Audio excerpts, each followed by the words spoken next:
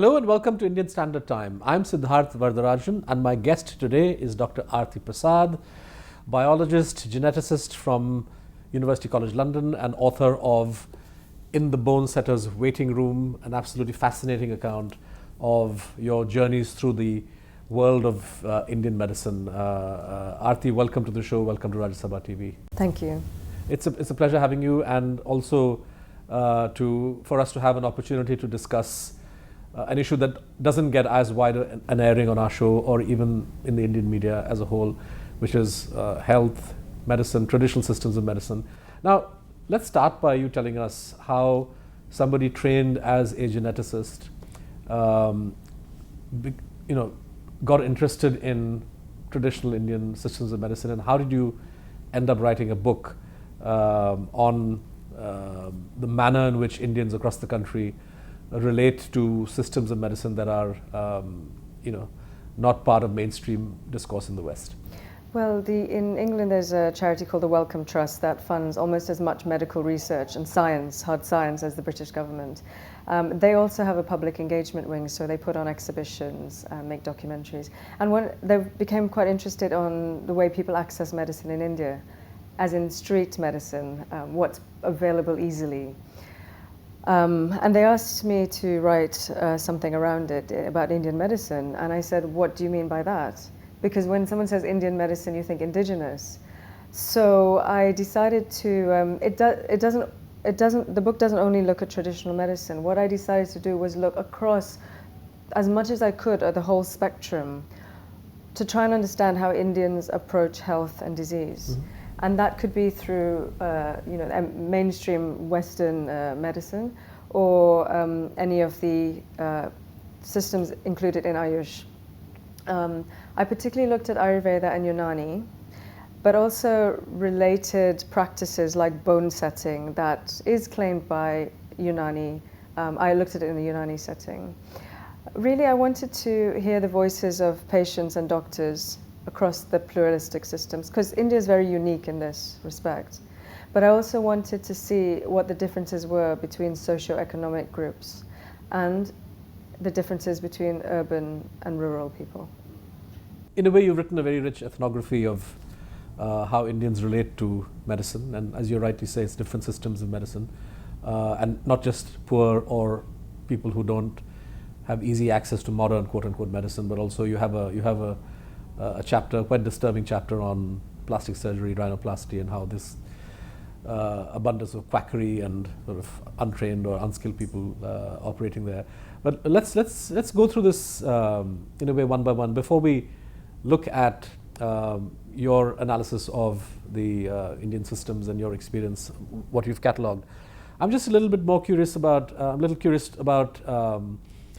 the search in the United Kingdom for alternatives to the current way of dealing with health. Is this the product of a recognition that allopathic practices don't have an answer to every ailment? I think what I found was interesting about Asian systems as a whole, as opposed to Western systems, is that idea in Asian medicine that there's not that kind of separation between diseases of the body and the mind, and between the body and mind and environment. So in Western medicine, you'll have psychiatry and then you'll have the physician. What doctors in England who are health reformers or health improvers are saying to me is things like, the system we have, it's good for what it's good at, but it's also deficient. Because if someone comes to me who is depressed, who is isolated, I can't fix that. I was taught at medical school to give them a drug. And what's significant about the traditional systems is that practitioners tend to have an understanding of the patient in his or her context, in his or her community, and they think about nutrition and exercise and mental health and general well-being as part of the overall health. So that it's always said that Western medicine is reductionist and Asian systems are more holistic. Yeah. So, I mean, and there is some truth in that. And I think that's what the NHS has written a document on the next 5 years. And if you look at the problems that we are going to have in England, but also in pockets of India, is you're not looking at infectious diseases so much. You're looking at chronic, or what's called lifestyle diseases, cardiovascular disease, diabetes, obesity, cancer, things that people might live a long time with, but that are debilitating and involve a patient being isolated, maybe not being able to go out to work. How do we help that person well-being as well as medicating them? Right. And in England we're thinking about social care as well as medical care and how to bring those things together. And I think there is a lot that social care could learn from Indian systems. Right. I know that successive, over the years, the government of India and its departments have invested a lot of administrative energy and increasingly, financial, money on invigorating indigenous systems of medicine. You have the Ministry of Ayush now, which was earlier just a department, which focuses on Ayurveda, Yoga, Unani, Siddha, and of course Homeopathy, which is not Indian, but has somehow, many Indians have come to believe that this is an Indian system. But to your mind, I would imagine that the attention that the government is now paying, insofar as it helps to systematize or perhaps even regulate, although there's not that much of regulation, is a good thing, right? I mean, you have these different forms of knowledge that are being practiced across the country, and perhaps there is need to harmonize, to systematize. Yeah, I mean, I was told that in China, say, when you go to a doctor, you have a consultation with both a traditional Chinese medical practitioner and what you call an allopathic practitioner.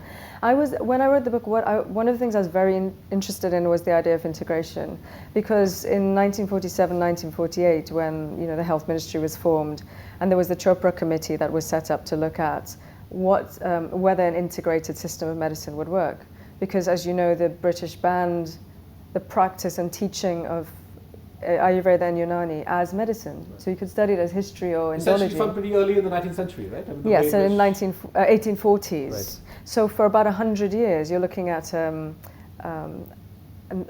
period where there could not have been any evolution of Indian systems of medicine. At least in the formal sector, at least in the formal, insofar as medicine was being taught. Right? Yes, but you remember, a traditional Ayurvedic training would require huge patronage. It was expensive. It was a long period in a Gurukula.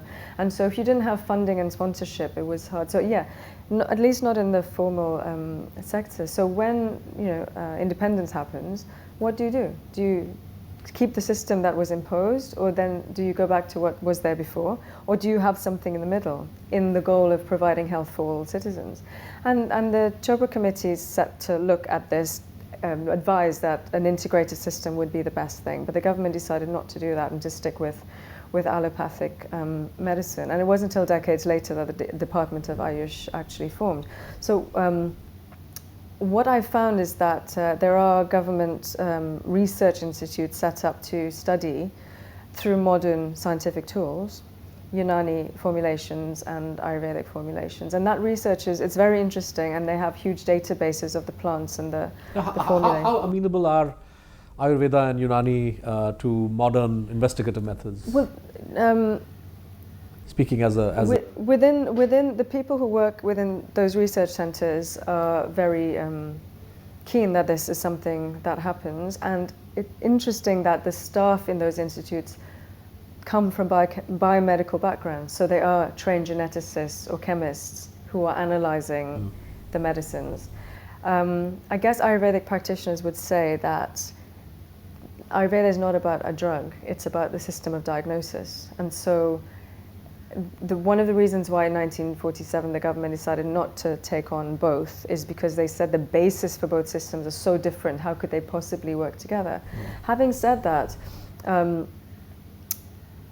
if there have been Ayurvedic formulations for thousands of years that have been working, what practitioners say is, we don't need to find out whether they work. We already know they work. We just don't know how they work, so the mechanisms of action. Right. So the actual delivery, say, of... and that's how...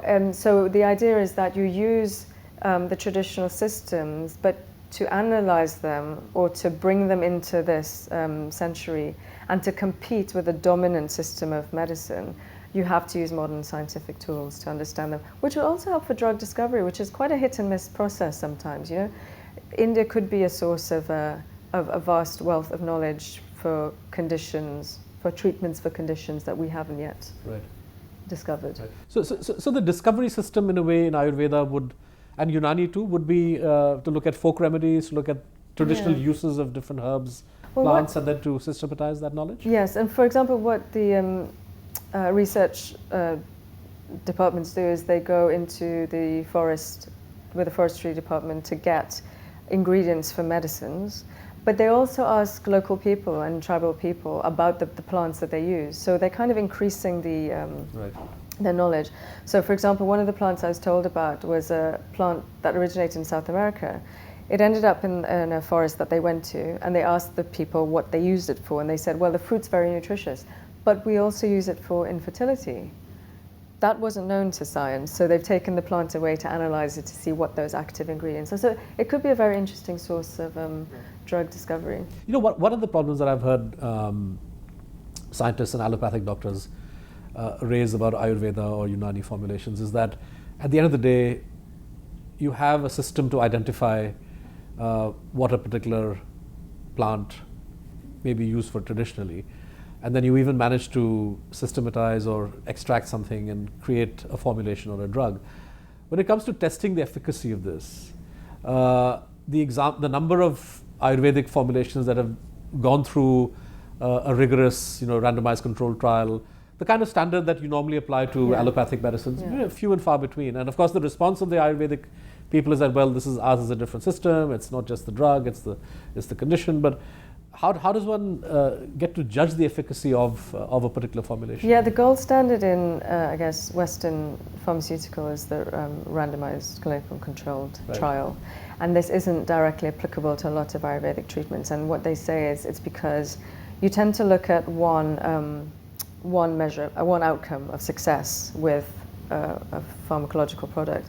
Or with Ayurveda, it's not so much the medicine itself, the drug itself, but the system of diagnosis. Is that what we're testing is a system of diagnosis.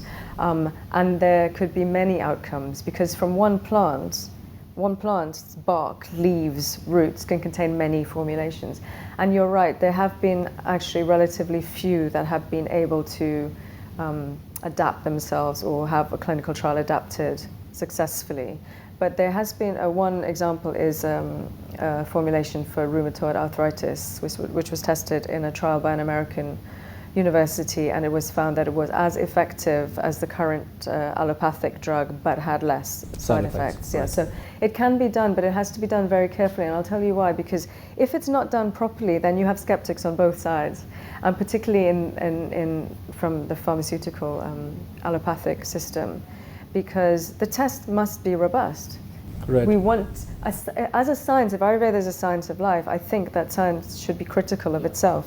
Otherwise, you can't progress. Because recently we had a claim, I think Ayush Ministry has endorsed an anti-diabetes Ayurvedic drug, and questions have been raised about whether they should be doing this, how effective it is. Because even if the science behind Ayurveda is holistic, at the end of the day, you're coming up with a pill which a patient is consuming in his or her own circumstances, right? She may not be abiding by whatever set of conditions the science of Ayurveda may come up with. And so at the end of the day, it's a patient and her medication. Yeah. And surely one needs to be able to judge how effective that is, particularly for diseases or conditions like diabetes, where if you go off your tradition, you go off the allopathic medicine, you could actually have pretty bad consequences. So one of the questions I had in writing this book, because I looked at things that you could say are completely crazy, like the fish swallowing in Hyderabad for asthma, and faith healing, to the very high tech. And one of my questions was, is evidence important in what people decide to take? But as a doctor, or as someone who wants patients to get better, I think evidence is very important. Because you need to understand the mechanism of action, but you also need to really understand that you're treating the right condition, because you may be missing something else. Right. And as you say, if you're taking this medication, which doesn't have a robust evidence base behind it, then you may not be taking another medication Correct. that you know will preserve Right. your life. So you have to, I don't think it's fair to a patient to, it's called informed consent. When you take a medicine, you should understand the effects that it's having.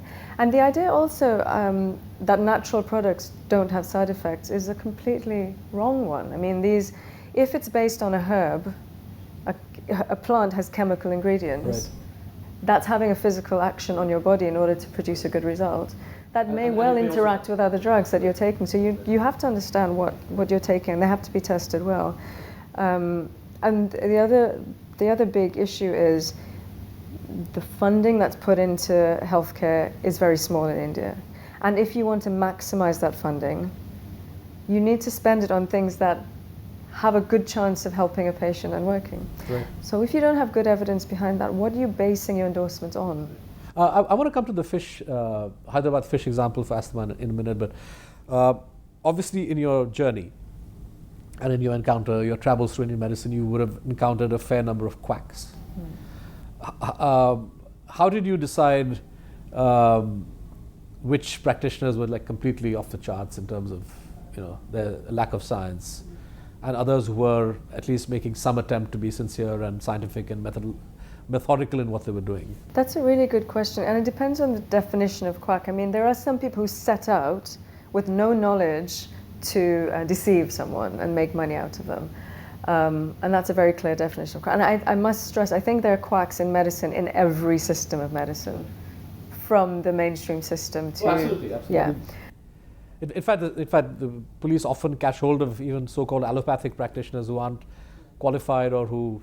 and who are doing interventions. Absolutely. Even some are doing Absolutely. surgical interventions Exactly. and making money out of it. But then there are people who are sincerely spending their, and the fish doctors are an example of this. Their tradition comes from a holy man who gave an ancestor a secret recipe. Right. And said that if you ever tell what the recipe is or charge money for it, it will not work. Right. And these people now, it's so that's clearly unscientific as a condition, and right? they say that we have no Ayurvedic training, so they have no professional training in medicine whatsoever.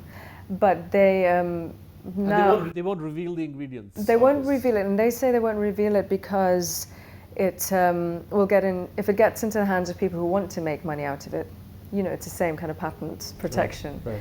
But they don't want it. So there are already people who are making something they call fish medicine and charging money for it, and that's not what they want. So they don't charge, and this thing has grown to tens of thousands of people. I think they were expecting 50,000 people the year I went, and they ran out of medicine and fish. So they get vast numbers, and they produce the medicines from the money they get in their day jobs. So they're spending their own money on this, and they have good intentions. But yeah, it's...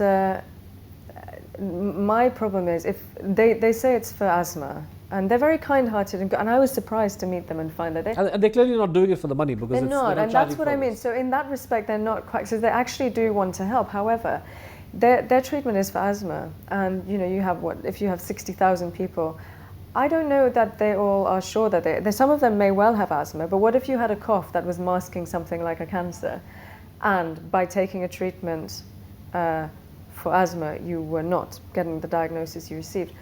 But then the other question is, you can't just improve health provision. In England, we have a free system of health provision, but there's still huge social inequity. And if a homeless person can't have regular visitations by a doctor or mental health professionals, these people are falling out of the health radar and the system, even though it's available to them technically.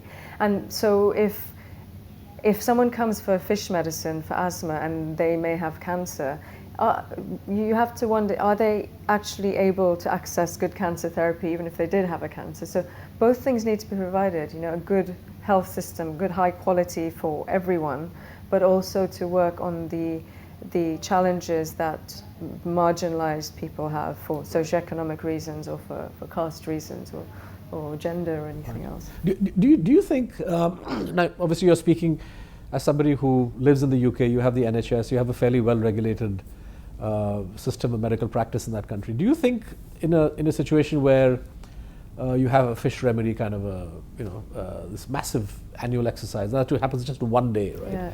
Yeah. There is need for the authorities, the government, Medical Council of India, somebody to actually attempt to study and to regulate this and to figure out, what is it that goes into this. Yeah. I mean, you have a pretty strict system of labeling for every other kind of medicine that is sold. Yeah. Is there a case for actually subjecting this to scientific scrutiny? Yeah, I and mean, rigor? I would say so. I mean, there've been a lot of people writing over the years objecting to this and saying, and the reason is the Hyderabad, or I guess now the Telangana state government, the Ministry of the Fisheries Department provides the fish. That's right. They also give public premises for the event. So it looks like you have the backing of the state for something that's completely unevidenced and that thousands and thousands of people come to. So I would say if they look like they're backing it, they should have the responsibility of testing it to see that it is at least safe, or it does what it purports to do. Right. Yeah. Homeopathy, let's talk about that. You haven't devoted that much of not at space all. in the book as I would say in terms of the non-allopathic systems. Perhaps homeopathy has the greatest number of adherents in India. People of all classes, but you have a large number of people who are well educated, who are affluent, who swear by it. To your mind, as a geneticist, what's the science behind this? There are people who say there is no science in it. These are essentially placebos. Not only is there no science behind it, the concept behind homeopathy defies every law of science, right? Every law of physics. And I don't think many people realize that, because I think you will conflate homeopathy with a herbal medicine. Right. One of the reasons I didn't cover it is... They carry these kind of names, right? The medicines yes, come you're with. right. So it sounds... That's when the doctor even tells you. I've seen homeopaths who simply label their medicines 1, 2, 3. They don't even give you the name. But they have a plant. They may have a plant name on it. Right. So you look at the package and you think, oh, that's this plant. Right. But if you look at it, homeopathy works by system of dilutions, and the concept is the more diluted something is, the stronger it gets. So then why do we have sewage treatment plants? Right. We're diluting something, it doesn't make it stronger. And the amount of active ingredient that would be in a homeopathic formulation is so tiny, you wouldn't be able to pick it up on any sort of scientific measuring device. So it can't have a mode of action that comes from the plant. It can have a mode of action that comes from placebo. And remember, many Western drugs also have an element of placebo in how they work. Right. So what explains the persistence of homeopathy? Even in the UK, you have people who adhere to this. I don't know if does NHS pay for it? A few years back, there was a big battle to stop the NHS funding homeopathic services. There is a homeopathic hospital. Our Prince of Wales backs homeopathic medicine. But again, it was the same argument. When the National Health Service can't afford to give cancer therapies that we know works, why are we funding something that we know has no plausible mechanism of action? So it's not herbal medicine. But also homeopathy and naturopathy are not Indian by origin, as you said. And one of the reasons for having Ayush or to study the systems that under the British had no chance of evolving. And one Ayurvedic practitioner said to me, if Ayurveda had been studied over the last 100, 200 years, it might be where modern medicine is now. We've just not had the ability to do that. But if you're not open to study and criticism, and homeopathy sticks by its notion that it's based on dilution, then you can't even begin a dialogue with it. Right. Now, we know that the ancient Indians had some level of knowledge and understanding and expertise in today what would go by the rubric of plastic surgery. Yeah. You have given the history of the Indian nose, fascinating history of a procedure which eventually was emulated even in the West. Today, the form in which plastic surgery manifests itself is quite problematic, as you have described. Why did you choose to write about that in this book, which is otherwise dealing with quote-unquote traditional system. Yeah, no, it's not all. It's more than traditional systems. I wanted to see how people How people relate to different relate to kinds of medicine. medicines. Exactly. Yeah. I find when people write about a lot, well, in the West, you read things about India, it tends to focus on poverty, which there is a lot of. Right. But India is many things, Right. and there are more billionaires here than Switzerland, for example. So this is very much a part of modern India. Right. And so plastic surgery is becoming, over the last, say, 15, 20 years, more and more popular and more accessible. And people who have disposable income, including children, teenagers, plastic surgeons tell me go to see them, and their parents don't ask what they're spending money on, and they ask for procedures. And one of the doctors said she sends them away. But they tell her, we want some fillers here, madam, and some, I don't know, other things there. And she says, how are you so specific? And they said, oh, because it doesn't look good in selfies. I mean, this is the not understanding that any intervention, anything surgical Right. can have a Right. lasting effect. Right. And people have suffered. I mean, there was a story of a boy from a village who came to the surgeon and asked for a sixth thumb. One lady asked for a mole to be moved from one part of her body to another. And mistakes happen, things go wrong. It's major surgeries people are having, and there's nowhere to turn to Right. if it goes wrong. And those are policies that the associations, medical associations, have to look more closely at. Most Indians can't afford basic healthcare. The affluent can, but affluence is no guarantee of wisdom. Dr. Aarathi Prasad, it's been fascinating talking to you about your book and your work. Thank you very much for joining us on Rajya Sabha TV. Thank you for having me. That wraps up this episode of IST. Do join us again next week with another guest. Thank you for watching.